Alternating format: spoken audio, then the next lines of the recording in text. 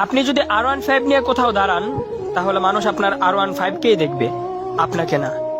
কিন্তু কোনো বিশ্বসেরা ফুটবল কিংবা ক্রিকেট প্লেয়ার যদি BMW নিয়েও দাঁড়ায়, সবাই কিন্তু ওই প্লেয়ারটাকেই দেখবে, তার BMW কে না।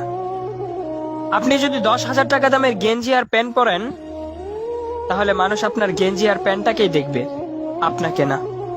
আর ওই প্লেয়ারটা যদি 50 টাকা দামের গেঞ্জিও পরে, তাহলে কেউ তার গেঞ্জিটাকে দেখবে না, সবাই কিন্তু ওই প্লেয়ারটাকেই দেখবে। তাই আইফোন লাগবে, DSLR লাগবে, বাইক লাগবে, বাবা মাকে এত প্যারা না দিয়ে, ব্র্যান্ডের পিছনে না ছুটে নিজেকে ব্র্যান্ড বানানোর চেষ্টা করুন। নিজেকে এমন ভাবে তৈরি করে তুলুন যাতে মানুষ আপনাকে ব্র্যান্ড বলতে বাধ্য হয়। আর আপনি যখন ব্র্যান্ড হয়ে যাবেন, তখন আপনার 20 টাকা দামের ছেঁড়া রুমালটাও নিলামে বিক্রি হবে লক্ষ টাকায়। আর আপনি যখন ব্র্যান্ড হয়ে যাবেন, তখন আপনার প্রত্যেকটা জিনিসও ব্র্যান্ড হয়ে যাবে। তাই নিজেকে ব্র্যান্ড বানাতে হলে নিজের সিদ্ধান্তে চলতে হবে, অন্যের না। আর একটা কথা মনে রাখবেন, জ্ঞান অনেকেই দিবে, কিন্তু আল্লাহ ছাড়া সঙ্গ কেউ দিবে না।